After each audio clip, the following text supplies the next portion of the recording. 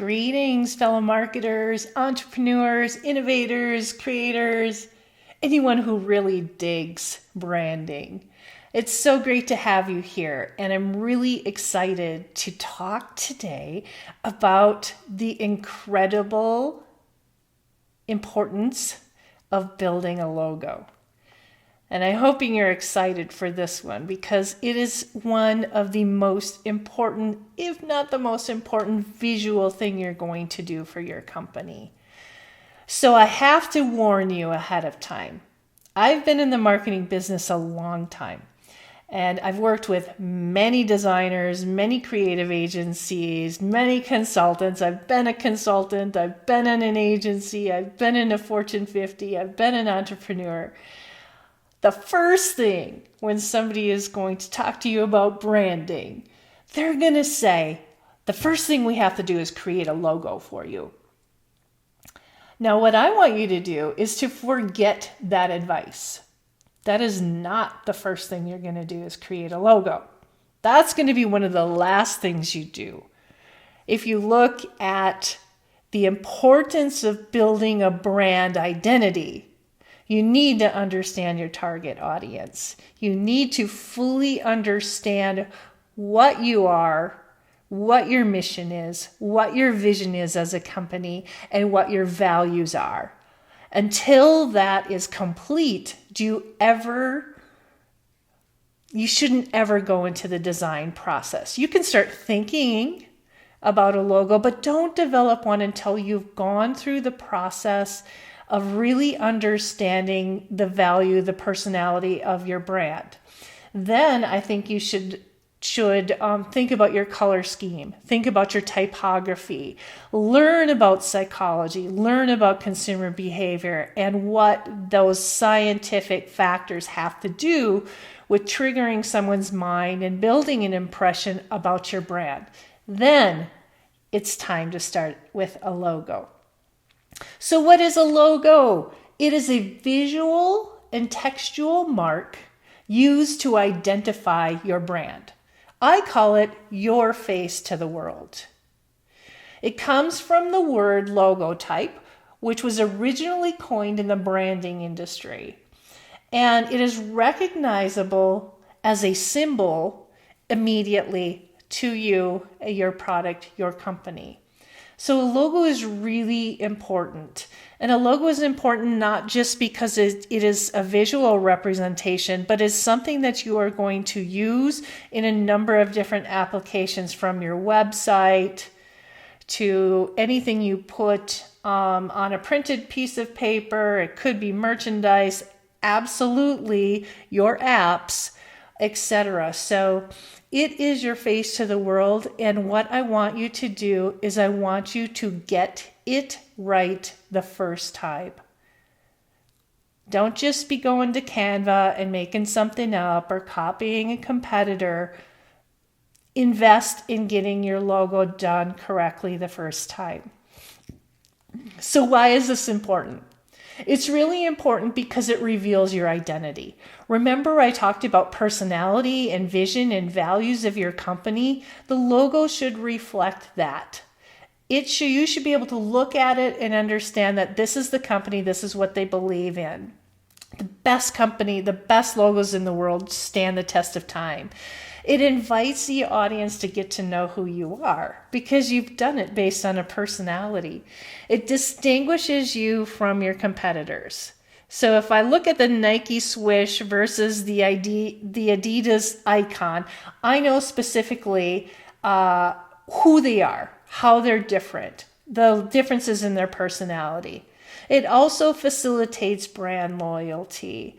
People who love brands will slap their logo on themselves, right? They want it to be seen. They want to be proud of using that product. And it can be anywhere. So keep those things in mind, that they're very important. Now, there are best practices in logo design and development that you really need to understand.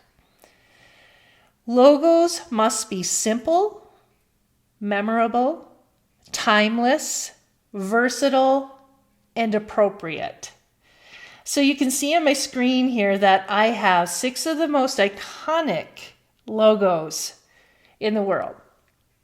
These logos have hardly changed at all since they were introduced. Maybe the color scheme a bit, but these logos stand the test of time. They're versatile. You can put these logos on anything from a product to a hat, to a website, to an app.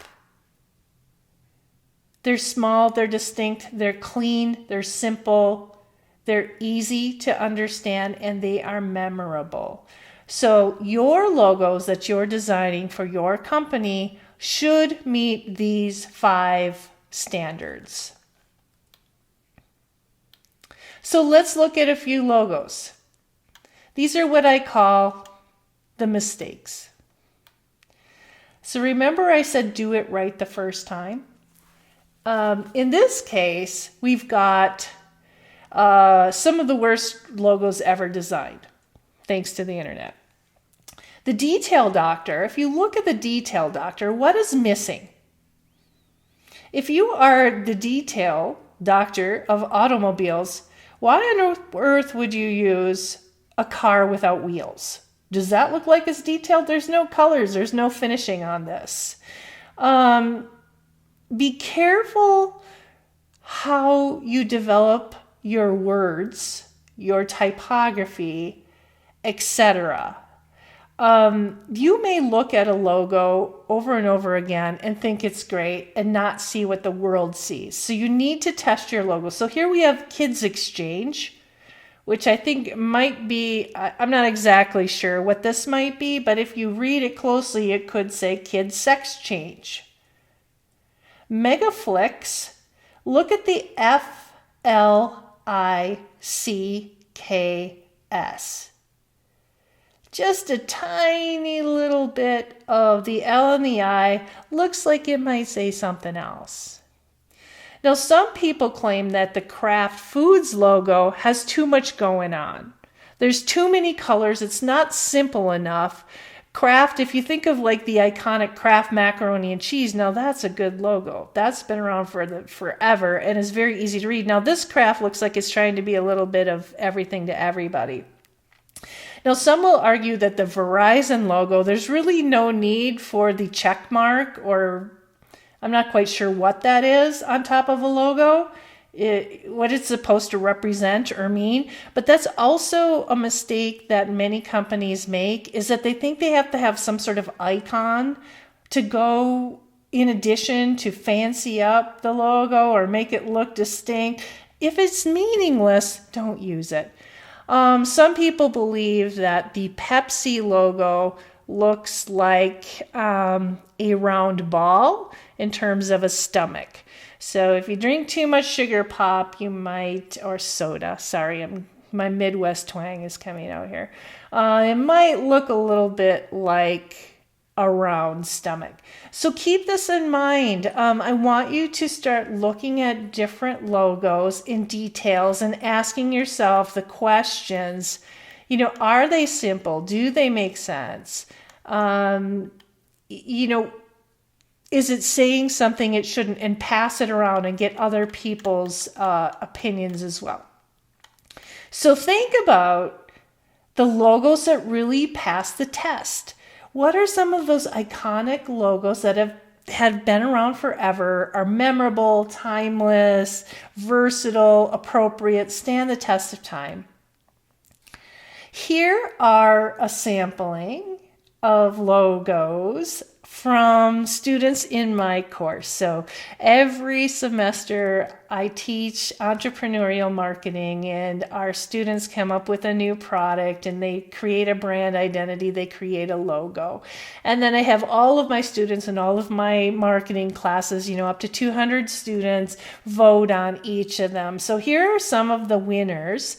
And what I want you to recall is if you're just practicing, you can use a number of different tools to practice your logos. If you are truly interested in bringing your logo to life with a new product or your company, I suggest that this is a great place to start, and then you get a professional designer who might have an eye to designing it later. But remember, you have to have your strategy, your color scheme, your personality, what you're leaning in terms of typography, what your brand really tells about you before you start playing with the logo. If you don't have the resources, or if you're a student just wanting to play with logos or get a logo to a place where you want to take it to a professional, there's so many logo tools out there. Canva is a great logo tool. It is free. You don't have to have the paid particular logo pay for that. You can use the free tool. Adobe Spark, Brand, Crowd, Hatchful. There's hundreds of logos tools out there. So if you want to start playing with a logo and getting it to a place that you feel you like have a good idea of visual representation before you take it to a professional, a great place to start. And if you are taking my entrepreneurial marketing class, you will be using these logo tools in class to design your very own logo for your company. So here's my suggestion to you. Remember the 5 important things about having a simple logo, timeless, versatile, etc. But remember that your logo should be a visual representation of the personality of your brand, focused on your target audience, and make sure that you don't start with the logo, that you do the hard work in creating a brand identity, a comprehensive brand identity before you just start slapping a logo together, because you want to get it right the first time. You don't want to spend time and energy and resources in creating a logo that doesn't work, and more importantly, a logo that doesn't resonate with the buyer. So take care, everyone.